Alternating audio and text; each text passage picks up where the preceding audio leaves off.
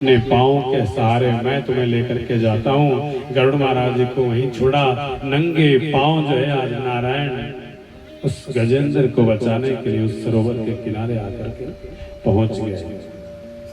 जैसे ही थोड़ी सी सूंड जब गजेंद्र की जल से बाहर बची थी और उसी क्षण जो है नारायण ने आकर के उस ग्रह का उद्धार किया और उसके पश्चात जो है गजेंद्र को उस ग्रह से मुक्त किया।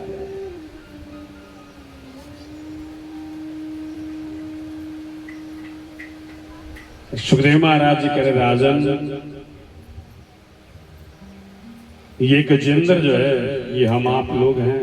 हमारा थोड़ा सा बड़ा परिवार होने के पश्चात हम लोग अभिमान में जीना प्रारंभ कर देते हैं और जब कुछ भी हमारे पास जब नहीं बचता है फिर जाकर के हम लोग नारायण को याद करते हैं, प्रभु का भजन करने लगते हैं। लेकिन मैंने एक दिन भी कहा था कि जीवन खत्म हुआ तो जीने का ढंग आया, जब शम्मा बुझ गई तो महफिल में रंग आया।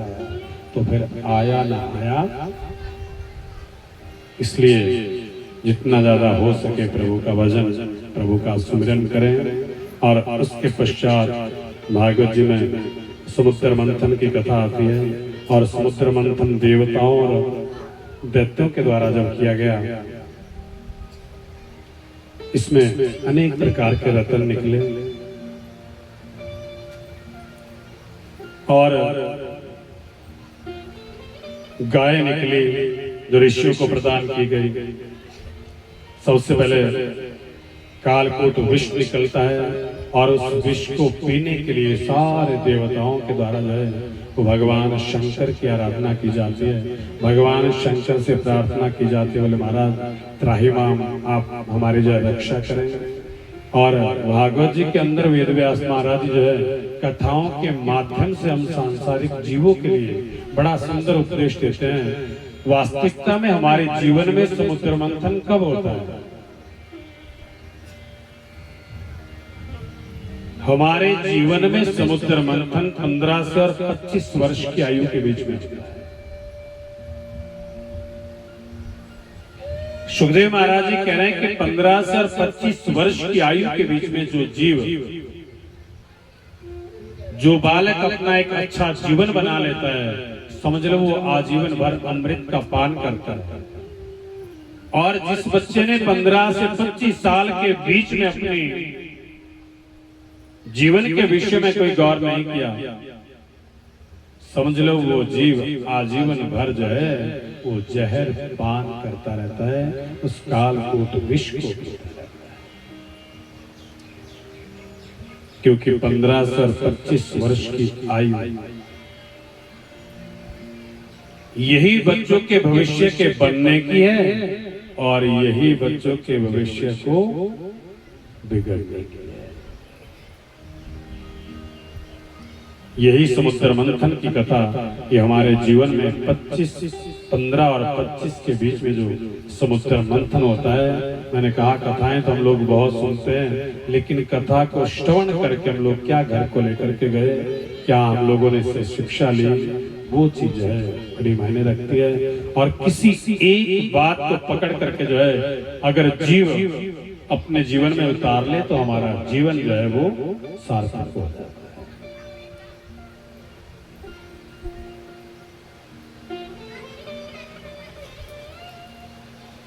और देखो हमारे शास्त्र कहते हैं कि यदि पुत्र का जीवन यदि संकट में हो, पुत्र का जीवन यदि संकट में हो तो सबसे पहले कौन संकट में आ जाता है? मां। यदि बच्चों का जीवन संकट में है तो सबसे पहले मां जो है वो संकट में आ जाता है।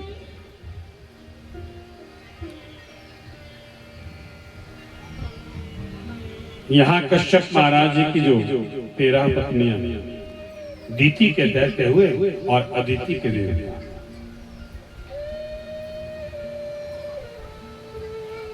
और जब दैत्यों ने देवताओं के ऊपर अत्याचार करना प्रारंभ किया तो माता अदिति बड़ी कश्यप महाराज जी से करी, बोले महाराज मुझे ऐसा पुत्र चाहिए जिन सारे दैत्यों को परास्त करे। क्व देहो भौतिको अनात्मा क्व च आत्मा प्रकृति पर।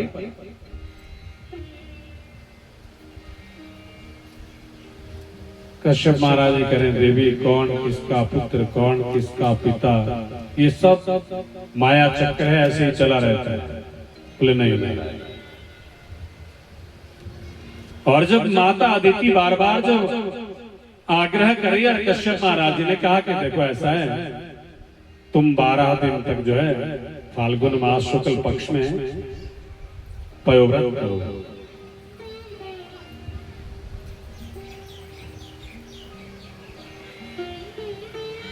और त्रयोदशी को इसका पारायण करो।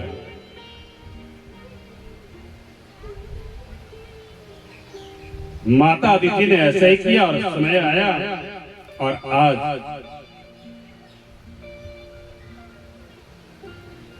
भादो मास शुक्ल पक्ष द्वादशी तिथि और दिन के ठीक 12 बजे कश्यप महाराज जी के यहाँ एक सुंदर सुडोला सा बालक उत्पन्न होता है। अब इस नन्हे से बालक का सारा स्वरूप ही वामन अंगुल है और इनका नाम जो है वामन पड़ गया। बोले वामन भगवान की। सुखदेव महाराज जी कह रहे राजन एक बात कहूं, भाद्रपद मास बड़ा उत्तम माता राधा रानी का अवतार हुआ भाद्रपद मास। कृष्ण कन्हैया का अवतार हुआ भाद्रपद मास। श्री बलराम जी का अवतार हुआ भाद्रपद मास में और वामन जी का अवतार हुआ भाद्रपद मास। और यहां तक कि सुखदेव महाराज जी ने राजा परीक्षित को कथा सुनाई भाद्रपद मास।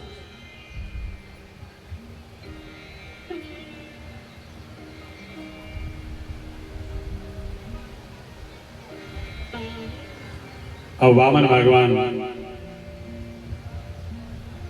जिसे माता अदिति ने कोपीन पहना है,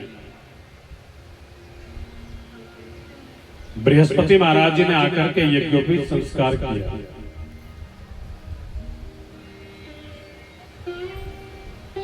दिशाओं के स्वामी जगतपति ने जो है छत्र समर्पित किया। ब्रह्मा जी ने वामन भगवान जी को अपना कमंडलू प्रदान किया।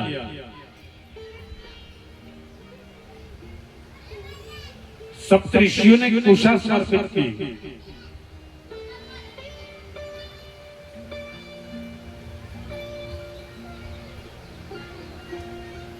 और माता उमा देवी ने अपना भिक्षा पात्र जो है वो वामन भगवान जी को प्रदान किया।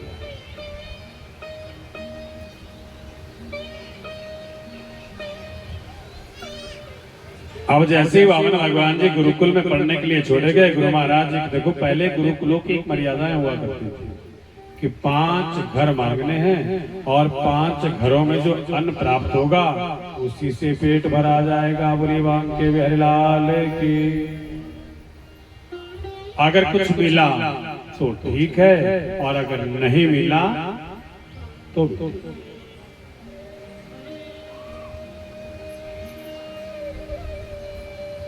और वामन भगवान जी जब गुरुकुल में पढ़ने के लिए गए, गुरु महाराज जी के द्वारा जो है नित्य प्रति भिक्षाटन के लिए भेजा जाता है। अब थोड़ी थोड़ी भिक्षा लेकर के आ जाते हैं। और एक दिन वामन भगवान जी ने कहा बोले गुरु महाराज कोई ऐसा यजमान बताओ जो खूब बड़ा दानी है। यहाँ तो लोग एक मुट्ठी मुट्ठी दे देते हैं बस। बोले अगर खूब बड़ा दानी चाहिए तो ऐसा करो राजा बलि के महलों में जाओ।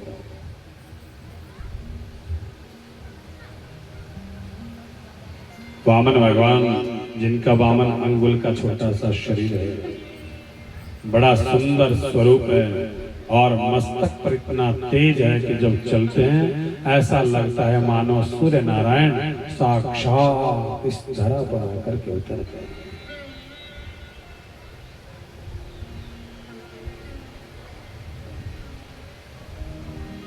और आज वामन भगवान जी जैसे ही राजा बलि के महलों की ओर जा रहे,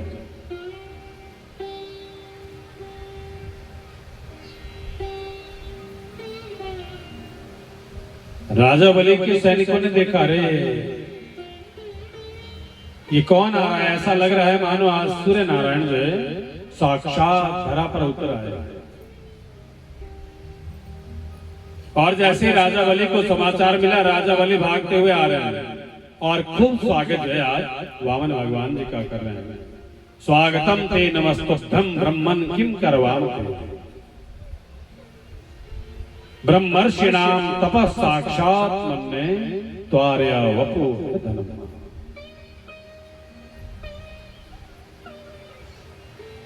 चरणों में नमन किया, स्वागत कर रहे हैं।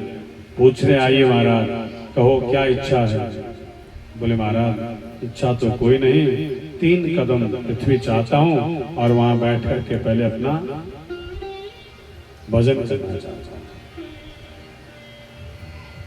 बोले 3 कदम? बोले हाँ।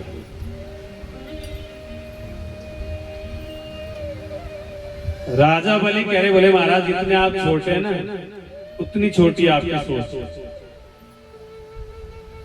अब आपका पहले ही कद इतना सा है तो 3 कदम कितने होंगे? ऐसा करो मैं 5 गांव आपको दे देता हूं और वहां का राजा आपको नियुक्त कर देता हूं।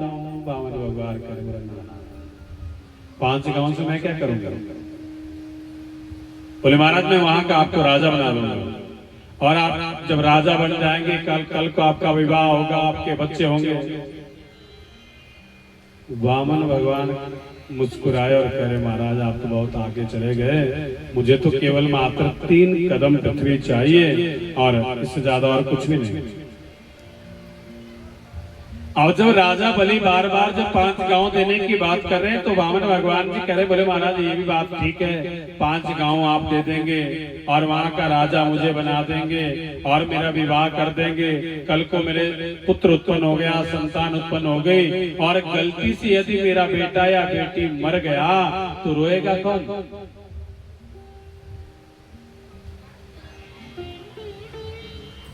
राजा बलि कह रहे, बोले बड़ा अजीब आदमी। बोले बेटा या बेटी तेरा मरेगा तो तू ही रोएगा?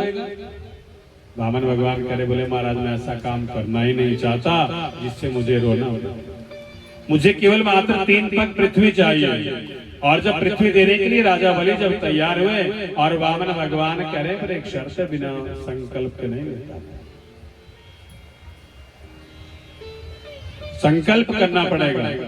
और जैसे ही अब संकल्प करने लगे और यहाँ शुक्राचार्य महाराज जी समझ गए, अरे ये कोई वामन नहीं है, ये तो साक्षात नारायण धरा पर आ रहा है।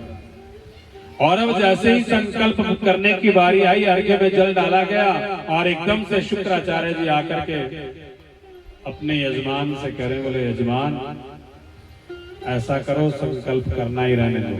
बोले क्यों? बोले ये कोई वामन नहीं है, ये तो साक्षात नारायण इस तरह पर है और ये तुम्हारा सब कुछ हरण करने के लिए है।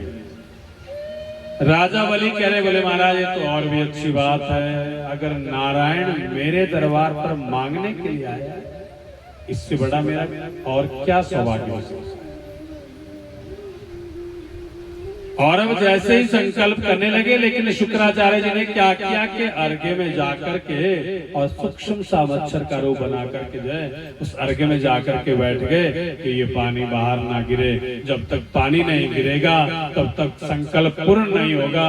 और जैसे ही पानी आगे नहीं गिर रहा है और वामन भगवान जी ने क्या किया, कुशा ली और उस अर्घ्य में जैसे ही कुशा को डाला और शुक्राचार्य महाराज जी की एक आंख ही फूट गई, एकदम से बाहर निकले। और आज वामन भगवान कह रहे हैं शुक्राचार्य जी आप 2 आंखों से संसार को देखते हो ना, इसलिए जाओ आज से तुम एक ही आंख से संसार को देखोगे। बोलिए वांके बिहारी लाल की।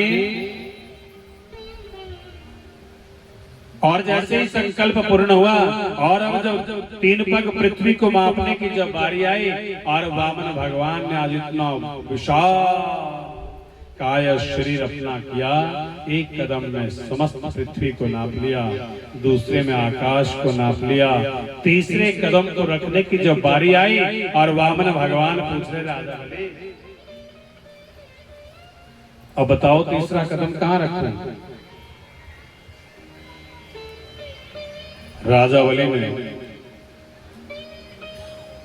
आज नारायण के चरणों का प्रक्षालन किया और नारायण के चरणों का प्रक्षालन करने के पश्चात राजा बलि ने अपने सिर को आगे झुकाया और कह रहे महाराज अब ये तीसरा कदम मेरे सिर पर रख दो। बोली बांके बिहारी लाल की, बोली बांके बिहारी लाल की। अब जैसे ही नारायण ने तीसरा कदम जब राजा बलि के सिर के ऊपर रखा और एकदम से कहां भेज दिया, मन का सोचा होता नहीं होता है तत्काल, बलि चले वैकुंठ को और जा पहुंचे पाताल। जैसे ही नारायण ने वो तीसरा कदम राजा बलि के सिर के ऊपर रखा और कहा पाताल लोक का राज्य जो है, पाताल में राजा बलि को भेज दिया, पाताल लोक का राजा बना दिया। और अब जैसे नारायण ने कहा राजा बलि वर मांगो, क्या मांगना चाहते हो? बोले महाराज अगर मुझे कुछ देना चाहते हो तो ऐसा करो, मेरा द्वारपाल बन करके आप यहाँ खड़े रहो।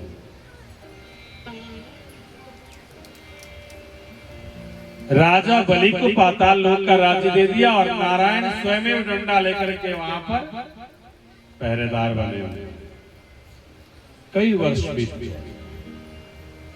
माता लक्ष्मी बड़ी चिंतित है, नारायण तो वैकुंठ में है ही नहीं। और एक दिन नारद जी के द्वारा जब सारा वृत्तांत पता चला और आज माता लक्ष्मी जो है पाताल लोक में जाकर के पहुंची और राजा बलि के हाथ में कंकण वंदन किया, उसे अपना भाई बनाया और भाई जैसे ही राजा बलि को बनाया, राजा बलि माता लक्ष्मी से कह रहे बोले बहन अब तूने मुझे भाई कहा है ना, मांगो क्या मांगना चाहते हो? बोले भैया ये जो आपका द्वारपाल है ना ये मुझे दे दो। राजा बलि कह रहे बहन द्वारपाल का तुम क्या करोगे और मांगो जो भी मांगना चाहते हो। बोले ना मुझे ये द्वारपाल चाहिए। और आज कई वर्षों के उपरांत माता लक्ष्मी जो है विष्णु भगवान जी को पाताल लोक से और वैकुंठ लेकर के आ गई। बोलिए बांके बिहारी लाल की, बोलिए बांके बिहारी लाल की।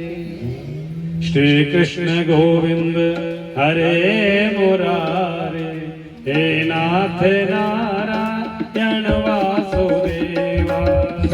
कृष्ण गोविंद हरे मुरारे, हे नाथ नारायण वासुदेवा। श्री कृष्ण गोविंद हरे मुरारे, हे नाथ नारायण वासुदेवा। श्री कृष्ण गोविंद हरे मुरारे, हे नाथ नारायण वासुदेवा। हे नाथ नारायण वासुदेवा। हे नाथ नारायण वासुदेवा। हे नाथ नारायण वासुदेवा। हे नाथ नारायण वासुदेवा। हे नाथ नारायण वासुदेवा। हे नाथ नारायण वासुदेवा। श्री कृष्ण गोविंद हरे मुरारे, हे नाथ नारायण वासुदेवा। श्री कृष्ण गोविंद हरे मुरारे, हे नाथ नारायण वासुदेवा। बोलिए बांके बिहारी लाल की। जय। अब आप लोग बोलेंगे सभी। श्री कृष्ण गोविंद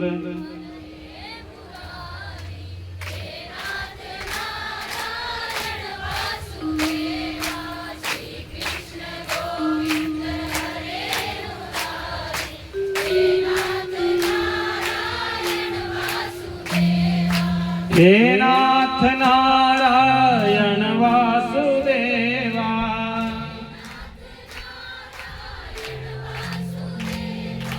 हे नाथ नारायण वासुदेवा,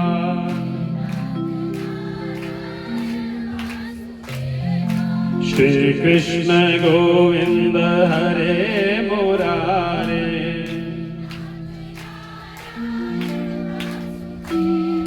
श्री कृष्ण गोविंद हरे मुरारे, हे नाथ नारायण वासुदेवा, श्री कृष्ण गोविंद हरे मुरारे, हे नाथ नारायण वासुदेवा, श्री कृष्ण गोविंद हरे मुरारे, हे नाथ नारायण वासुदेवा, श्री कृष्ण गोविंद हरे मुरारे, हे नाथ नारायण वासुदेवा। क्या बात, ताली मस्ती से जरा।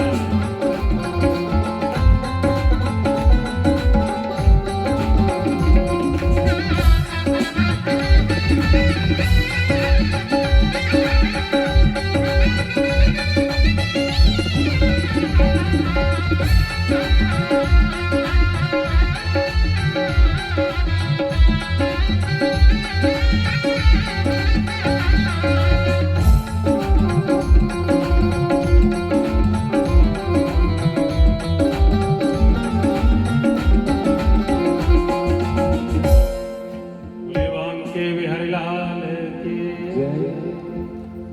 इसी वंश में आगे चल करके राजा अम्बरीश हुए, राजा हरिश्चंद्र हुए, राजा रघु हुए। पूरे 65 राजा जो है इस कुल में आगे चल करके हुए, और 65 राजाओं के पश्चात आगे जो है राजा दशरथ।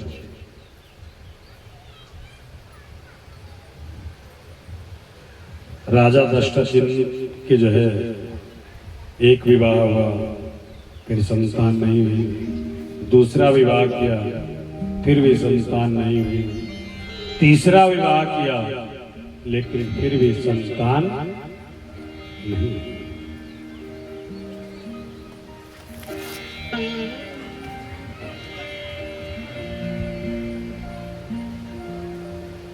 राजा दशरथ महाराज जी बड़े चिंतित थे।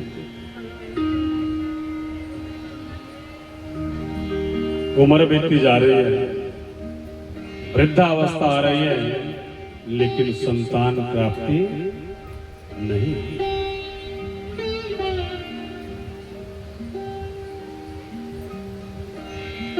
एक दिन दशरथ महाराज जी ने विचार किया कि क्यों ना नवग्रहों से जाकर के मिलूं, देखो तो सही ऐसा कौन सा ग्रह है जो मुझसे नाराज है, रुष्ट।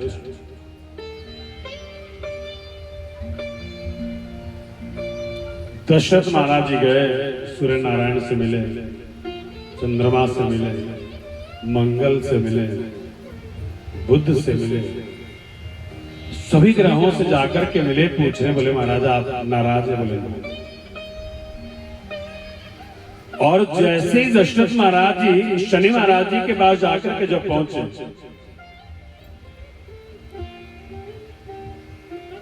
और शनि महाराज जी ने क्या किया कि अपना मुंह घुमाया और कहा कि बोले आइए महाराज आपका स्वागत है।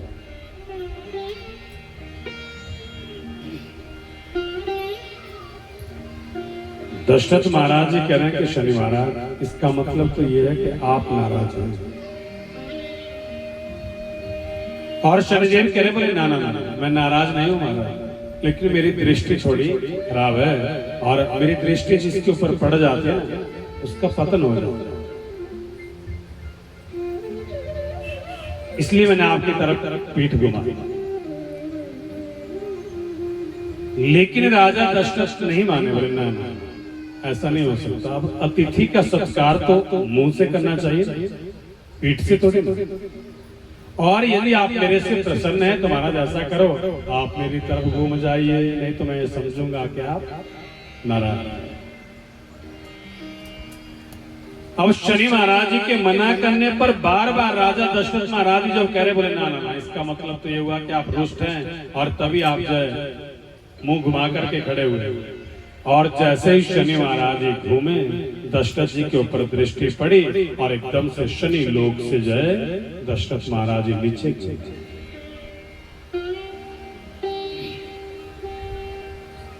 अब जैसे दशरथ महाराज जी का पतन हो रहा है और ये सारा दृश्य जटायु ने जब देखा, अरे दशरथ महाराज जी का पतन हो रहा है, एकदम से अपने पंखों से उड़ान भरी, दशरथ महाराज जी को अपने पंखों के ऊपर लिया और जमीन पर उतार दिया।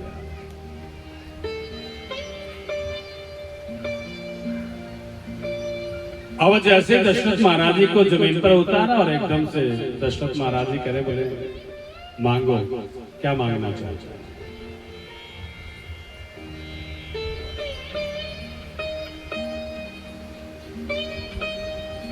गरुड़ महाराज जी करे, बोले महाराज मुझे क्या चाहिए, मैं तो गीधराज हूं, पक्षी हूं, और मुझे कुछ नहीं चाहिए।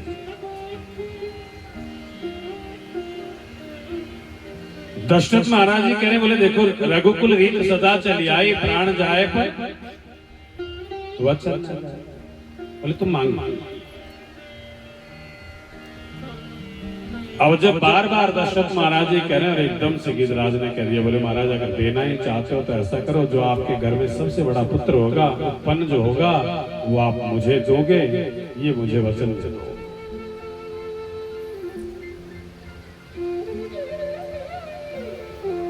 दशरथ महाराज जी एकदम से चुप हो गए। फिर मन में विचार कर रहे हैं, वृद्धावस्था है, अब संतान होने वाली तो है नहीं, जाओ पता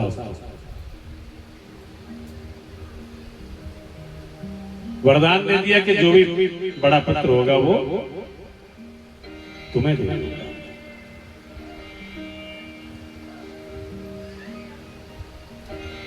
और दशरथ जी महाराज अपने महलों में जाकर के पहुंचे। मन बड़ा खिंचा, बड़े बड़े आंखों से गंगा यमुना बह रही, अश्रुपात हो रहे, और उतने में क्या हुआ, वशिष्ठ महाराज जी आकर के पहुंचे।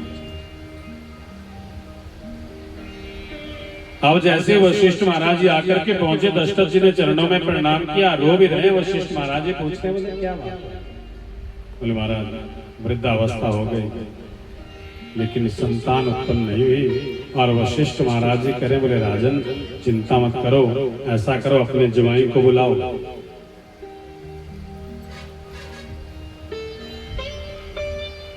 देखो दशरथ महाराज जी के संतान ही नहीं है तो जवाई है, बड़ा थोड़ा सोचनीय सा विषय हो जाता है। वशिष्ठ महाराज जी के कहने पर दशरथ महाराज जी ने अपने मित्र की कन्या का पालन पोषण करके उसका विवाह किया। और वशिष्ठ महाराज जी ने कहा था कि कन्यादान करने के पश्चात अवश्य ही आपके घर में संतान उत्पन्न होगी, और उसी कन्या का विवाह जो है उष्टिंग ऋषि से किया गया। और आज वशिष्ठ महाराज जी के कहने पर राजा दशरथ ने जो है उष्टिंग ऋषि को बुलाया और पुत्र यष्टि यज्ञ रखा। और जैसे यज्ञ जब पूर्ण हुआ और स्वयमेव यज्ञ नारायण प्रकट होकर के हाथ में खीर का कटोरा लिए हुए और दशरथ महाराज जी के पास दे रहे, बोले लो महाराज अपनी जो है धर्म पत्नी के पास इसे दे दीजिए।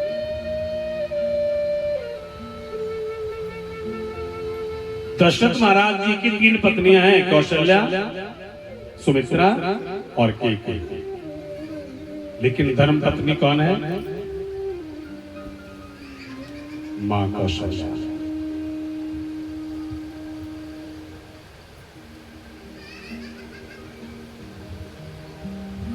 और अब जैसे ही एक खीर का कटोरा यज्ञ भगवान ने दिया, प्रजापति के दक्ष महाराज ने जो है इस खीर के कटोरे को कौशल्या के पास,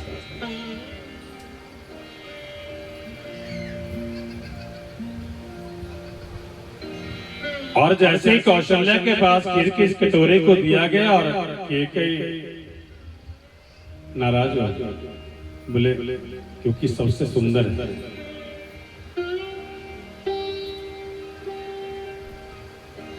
केकई नाराज हो गई, बोले महाराज ऐसे तो आप मुझे कहते हैं तू मुझे सबसे प्रिय है, और ये खीर का कटोरा लिया कौशल्या के पास दे दिया, और केकई उठी और कहा को भवन में जाकर के चली।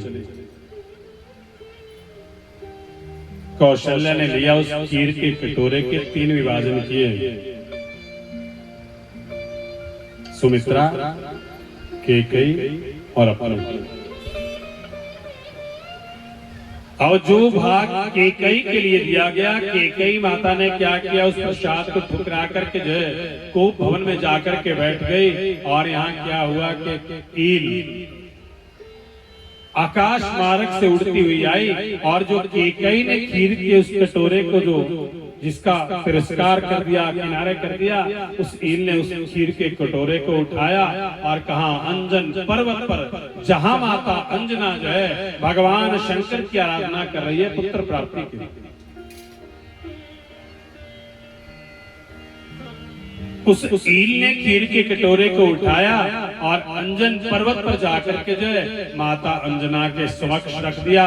माता अंजना ने अपनी आंखों को बंद किया है, भगवान शंकर की आराधना कर रही है। ओम नमः शिवाय।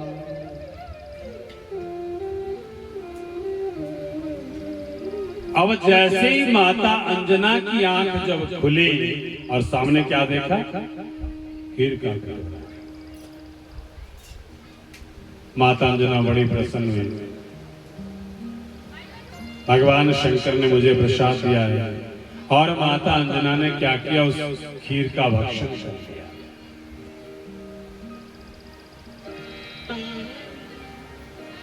और यहां जैसे ही जब केकई ने देखा, अरे मेरा तो प्रसाद नहीं गया। अब मन में विचार कर रही कि कौशल्या और सुमित्रा दोनों प्रसाद का भक्षण कर लेगी, उन दोनों के संतान उत्पन्न हो जाएगी, मेरे तो संतान भी नहीं होगी। एकदम से भागती गई और कौशल्या माता के चरणों में गिर गई, बोले बहन मुझे क्षमा कर, मेरे से बहुत बड़ी गलती हो गई। और आज माँ कौशल्या और सुमित्रा के द्वारा केकई को प्रसाद दिया गया। और यहाँ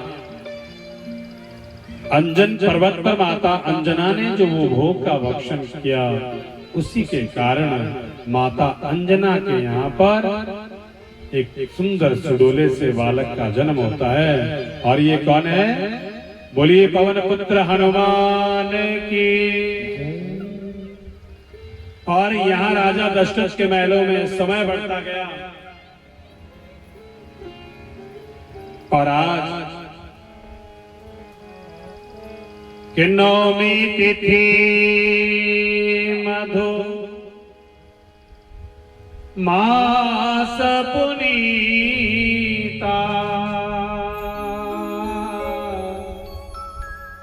शुक्ल पक्ष अभिजित हरि प्रीता।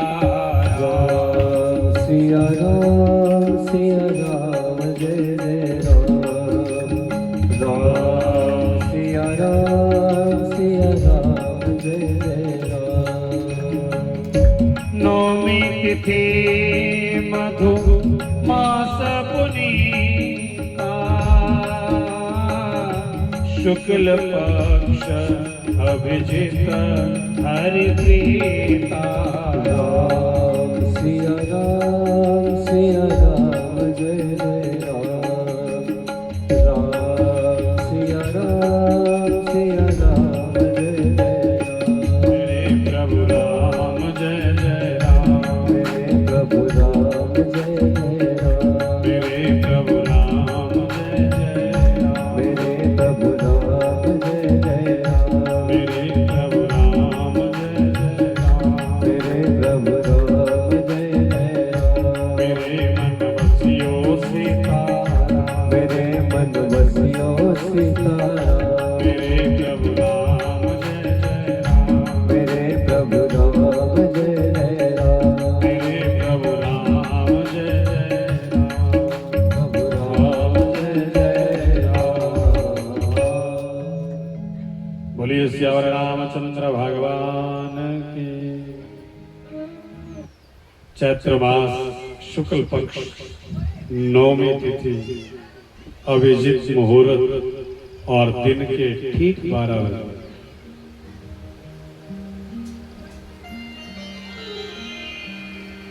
आज दशरथ महाराज जी के महलों में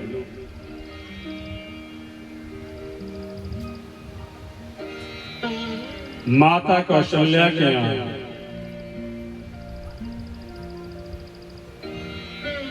शशंख चक्रम सकिरीट कुंडलम सफेद वस्त्रम सरसीद चतुर्भुज रूप में नारायण प्रकट हुए और माता कौशल्या करी बोले महाराज माता पुनि बोली सोमति डोली तजहूं तात यह रूप। बोले महाराज चतुर्भुज रूप में आप तो पिताजी बन करके आए, हमने तो पुत्र चाहिए।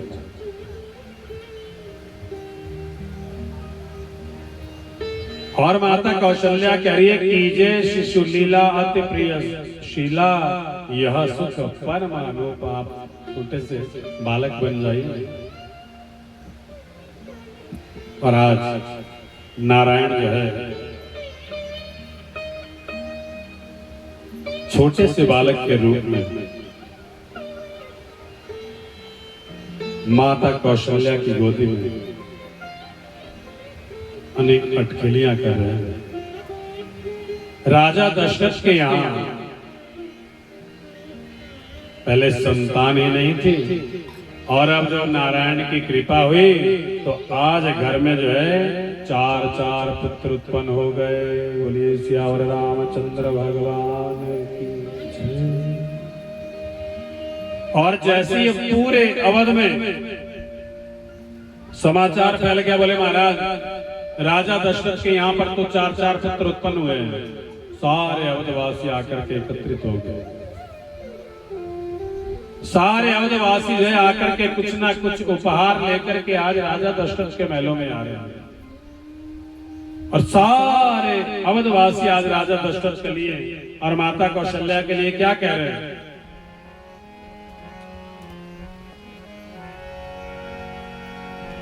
अवध घर आनंद भयो जय राजा राम के। अवध घर आनंद भयो जय राजा राम के। अवध घर आनंद भयो जय राजा राम के। अवध घर आनंद भयो जय राजा राम के। कौशल्या के लाला भयो जय राजा राम के। कौशल्या के लाला भयो जय राजा राम के।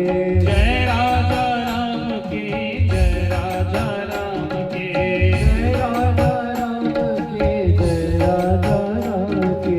जय राजा राम की जय राजा राम की जय राजा राम के। जय राजा राम के। अरे अवध घर आनंद भयो जय राजा राम के। अवध घर आनंद भयो जय राजा राम के। कौशल्या के लाला भयो जय राजा राम के। कौशल्या के लाला भयो जय राजा राम के। जय राजा राम की जय राजा राम की जय राजा राम के। जय राजा राम के। अरे जय राजा राम की जय राजा राम की जय राजा राम के। जय राजा राम के। अरे अवध घर आनंद भयो जय राजा राम के। कौशल्या के लाला भयो जय राजा राम के। कौशल्या के लाला भयो जय राजा राम के। कौशल्या के लाला भयो जय राजा राम के। कौशल्या के लाला भयो जय राजा राम के। कौशल्या के लाला भयो जय राजा राम के। अवध घर आनंद भयो जय राजा राम के। अवध घर आनंद भयो जय राजा राम के। अवध घर आनंद भयो जय राजा राम के। जय राजा राम की जय राजा राम की जय राजा राम के। जय राजा राम के। जय राजा राम की जय राजा राम की जय राजा राम के। जय राजा राम के। अरे अवध घर आनंद भयो जय राजा राम के। अवध घर आनंद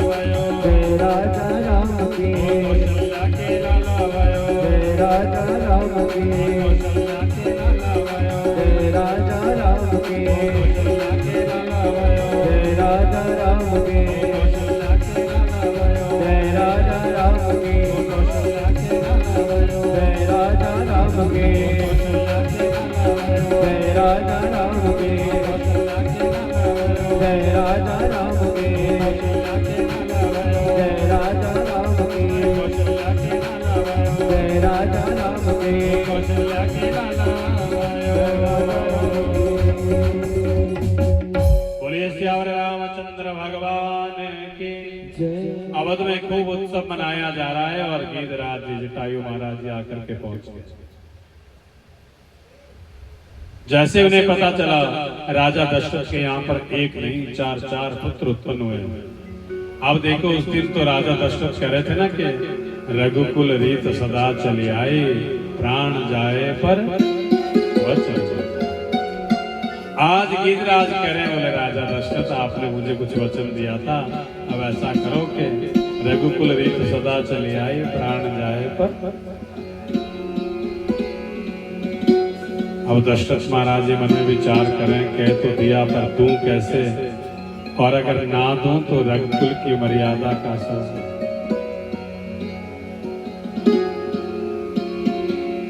अब दशरथ महाराज जी मन में विचार कर रहे हैं कैसे दूं क्या करूं, और यहाँ गरुड़ महाराज जी फिर से कह रहे हैं।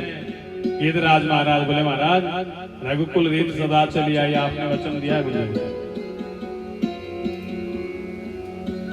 और दशरथ महाराज जी ने अपने बड़े पुत्र को कपड़े में लपेट करके और गीधराज जी के पास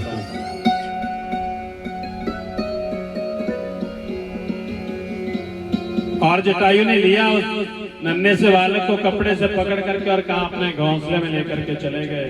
और जैसे ही घोंसले में उस नन्हे से लाला को रखा और प्रभु ने लीला की, जोर जोर से रोना प्रारंभ कर दिया। गीधराज जी कभी अपने पंखों को हिला रहे हैं, अपनी चोंच के द्वारा उस नन्हे से बालक को चुप करने का बड़ा यत्न कर रहे हैं, लेकिन नन्हे से लाला जब चुप नहीं हुए, पुनः ये गीधराज ने उठाया और दशरथ महाराज जी के पास छोड़ दिया। बोले महाराज ये मेरे बस से बाहर है, ऐसा करो आप अपने ही पास रखो, लेकिन मेरी एक प्रार्थना है। बोले क्या? गीधराज कह रहे हैं कि जब भी मेरा प्राणांत हो तो मेरी अर्धदेह क्रिया जो है वो आपका पुत्र मेरी इस क्रिया को संपन्न करे। और गीधराज महाराज वहां से चले गए। समय बीतता गया। राजा दशरथ के यहाँ पर जो है लक्ष्मण धाम सुर राम प्रिय सकल जगत आधार, गुरु वशिष्ठ ते ही राखियो लक्ष्मण नाम उद्धार। आज पूरे 1 वर्ष के ये चारों बालक हो गए और वशिष्ठ महाराज जी के द्वारा आज इन बालकों का नामकरण संस्कार किया जा रहा है। और जिसमें कौशल्या के पुत्र सबसे बड़े बेटे का नाम राम, लक्ष्मण, भरत, शत्रुघ्न चारों पुत्रों का नामकरण संस्कार हुआ। और जैसे ही समय बीतता गया, भगवान शंकर को पता चला अरे मेरे इष्ट आराध्य मेरे भगवान बाल रूप में जो है मृत्यु लोक में धरा पर जो है वो अवतरित हुए हैं। भगवान शंकर प्रभु श्री रामचंद्र जी का दर्शन करने के लिए आते हैं। अब जैसे ही धीरे धीरे जब समय बीतता गया, विश्वामित्र महाराज जी एक दिन आकर के पहुंच गए। बोले राजा दशरथ मैं चाहता हूं कि आप अपने पुत्र राम और लक्ष्मण को जो है मेरे साथ कुछ दिनों के लिए जंगल में भेज दो, क्योंकि बहुत से दैत्य हैं जो हमारे यज्ञ में बड़ा उद्यम मचाते हैं और हमारे यज्ञ की रक्षा के लिए। अब दशरथ महाराज जी से जब ये बात कही, दशरथ महाराज जी बड़े भयभीत हो गए। तो विश्वामित्र जी के श्राप से भी डरते हैं और मन में विचार करते हैं मेरे तो छोटे छोटे बालक हैं, अब ये कैसे इनके यज्ञ की रक्षा करें।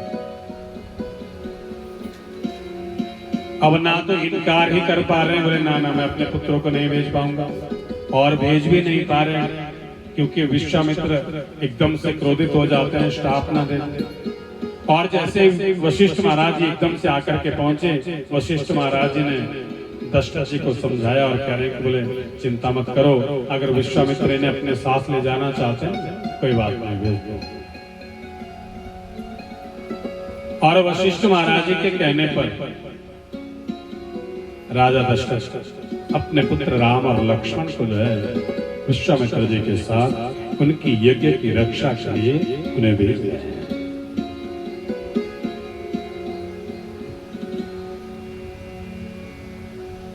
और जैसे विश्वामित्र जी के साथ राम और लक्ष्मण जब जा रहे हैं, रास्ते में चलते चलते सर्वप्रथम ताड़का और प्रभु श्री रामचंद्र जी के द्वारा ताड़का का उद्धार किया गया। और अब नित्य प्रति जो है विश्वामित्र जी अनेक उनके साथ ऋषिगण यज्ञ करते हैं और राम और लक्ष्मण जो है विश्वामित्र जी के उस यज्ञ की रक्षा करते हैं। समय बीतता गया और एक दिन राजा जनक की पुत्री जानकी मां सीता का स्वयंवर जनक के द्वारा रखा गया है। और जनक महाराज जी ने समग्र संसार के राजाओं को आमंत्रित किया है। समस्त ऋषियों को आशीर्वाद देने के लिए आमंत्रित किया है। और ये आज विश्वामित्र जी के साथ प्रभु श्री रामचंद्र जी और लक्ष्मण जी भी जो है सीता स्वयंवर में जा रहे हैं। और जैसे सीता स्वयंवर में जाकर के जब पहुंचे, आज सारे अवधवासी जो है प्रभु श्री रामचंद्र जी के दर्शनों को करके जो है धन्य हो रहे हैं। माता सीता की सखियों ने जैसे प्रभु श्री रामचंद्र जी को देखा, वर्णन आता है कि एकदम से जो है यही विचार करती है, काश यही राजकुमार जो है हमारी सखी सीता का पति हो। वर्णन आता है कि सीता स्वयंवर में संसार के समग्र राजाओं को आमंत्रित किया गया, यहाँ तक कि रावण भी जो है उस सीता स्वयंवर में वहां पर आकर के पहुंचे। लेकिन राजा जनक के दशरथ महाराज जी परम मित्र होने के पश्चात भी जो है राजा दशरथ जी को निमंत्रण नहीं दिया। समग्र संसार के राजाओं को सीता स्वयंवर में बुलाया गया है, लेकिन राजा दशरथ को नहीं बुलाया।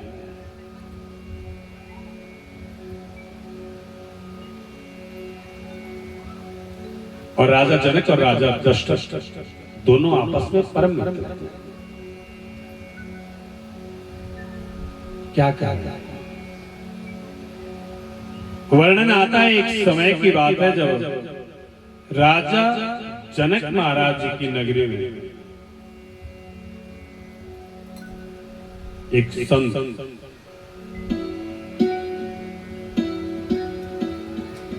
कई वर्षों से तप कर रहे हैं।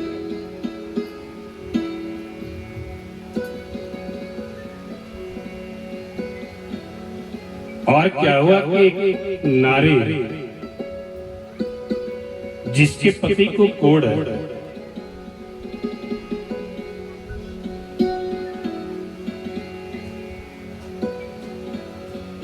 और वो नारी अपने पति को अपने पीठ पर उठा करके कहां लेकर के जा रही है?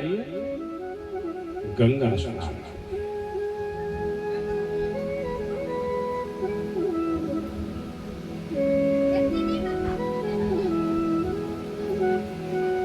रास्ते में चलते चलते थकी हारी नारी का वो पांव जहां वो महात्मा जी समाधि में लीन है, और वहीं पर उस नारी का पांव महात्मा जी के कमंडलों से लगा, वो पानी महात्मा जी के ऊपर गिरा, समाधि टूटी। और जैसे ही समाधि टूटी, एकदम से महात्मा जी ने स्टॉप किया। जाओ, पति के मोह में इतनी अंधी हो गई हो, रास्ते में बैठा हुआ महात्मा भी नहीं दिख रहा है। मैं तुम्हें श्राप देता हूं कि कल का सूर्य उदय होते ही तुम्हारे पति का प्राणांत हो जाएगा।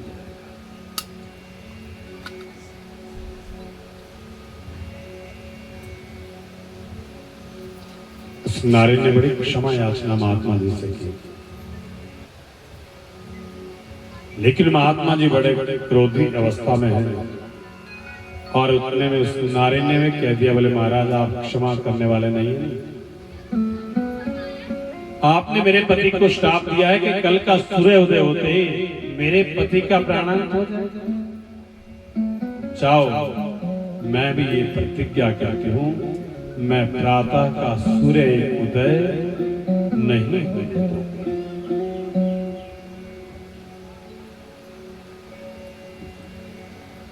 राजा जनक की नगरी में अंधकार छा,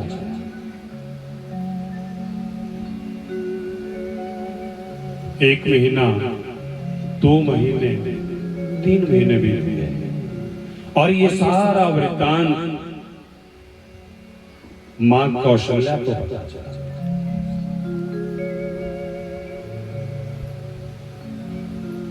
माता कौशल्या गई, दशरथ महाराज जी के चरणों में प्रणाम किया और प्रणाम करके सारा वृत्तांत सुनाया और पूछ रही कि महाराज मैं आपके मित्र राजा जनक की नगरी में जाना चाहती हूँ, क्योंकि वहां एक महात्मा ने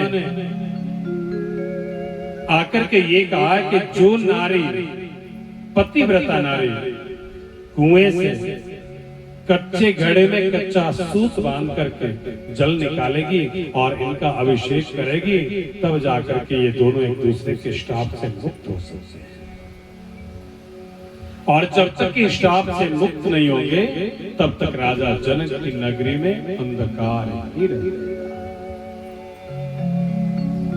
अनेकों नारियां वहां पर आई, कच्चे सूत में कच्चे घड़े को बांध करके कुएं से जल निकालना चाहती है, कभी रस्सी टूट जाती है, कभी वो घड़ा ही टूट जाता है। और आज माता कौशल्या दशरथ महाराज जी के चरणों में प्रणाम करके कह रही, बोले महाराज मैं जाना चाहती हूँ। दशरथ महाराज जी कह रहे हैं कि कौशल्या ये तो बहुत अच्छी बात है, आप जाओ। और ये जो वार्ता कौशल्या माता और दशरथ जी के बीच में हो रही, ये सारी वार्ता को माता कौशल्या की जो दासी है वो सुन रही है।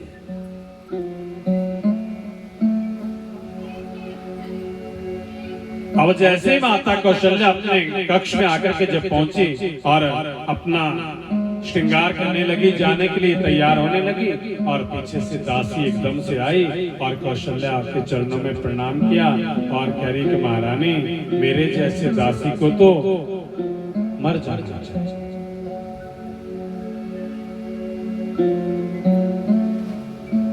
माता कौशल्या कह रही, अरे तुम ऐसे क्यों कह रही हो? आज माता कौशल्या की दासी कह रही, बोले महाराज इतना सा काम करने के लिए अगर महारानी को जाना पड़ा तो दासी किसकी? मां कौशल्या एकदम से समझ गई और अपनी दासी से कह रही, अच्छा तुम जाना चाहती हो? बोले हाँ। और आज माता कौशल्या की वो दासी राजा जनक की नगरी में गई और कच्चे घड़े को कच्चे सूत में बांध करके जो है कुएं से जल निकाला, और जैसे ही उस महात्मा जी के लिए जल का छींटा दिया, उस पतिव्रता नारी के लिए, उसके पति के लिए जल का छींटा दिया, सारे श्राप से मुक्त हो गए। सूर्य नारायण का प्रादुर्भाव हुआ और राजा जनक की नगरी में जो अंधकार छाया हुआ था वो प्रकाश में बदल गया। और आज जैसे ही जो माता सीता स्वयंवर की जो बारी आई और सारे ऋषि महात्माओं को बुलाया गया है, प्रबुद्ध व्यक्तियों को बुलाया गया है, अपने कुल पुरोहित जी को बुलाया गया है, और जब संसार के समग्र राजाओं को आमंत्रित करने की जब बारी आई और यहाँ जनक महाराज जी ने सभा में कह दिया, बोले सबको बुलाओ पर दशरथ को मत बुलाओ।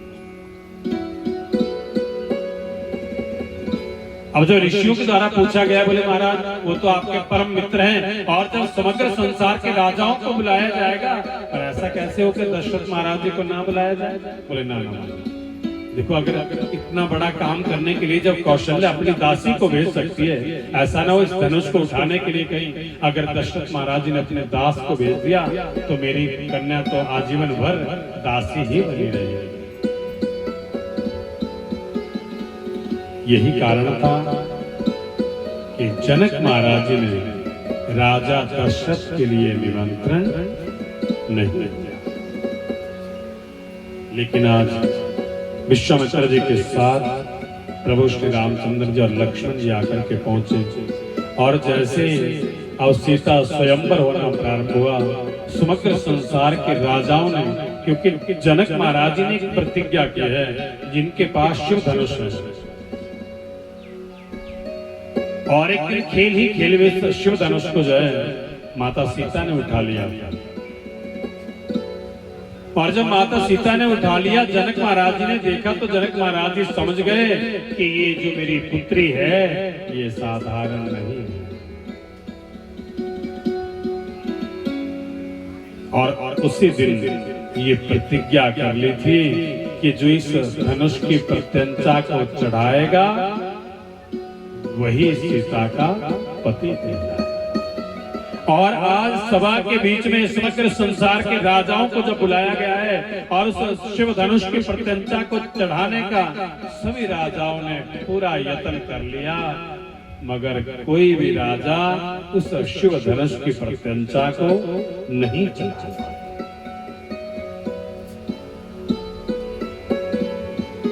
समग्र संसार के राजा जब हार गए, आज राजा जनक महाराज जी सभा के बीच में सिंह की तरह दहाड़ भी रहे हैं और रो भी रहे हैं। आज राजा जनक को ऐसा लग रहा है अब तो मेरी पुत्री कुंवारी ही रह जाएगी, ये धनुष तो किसी के द्वारा उठाया भी नहीं जा रहा है, प्रत्यंचा को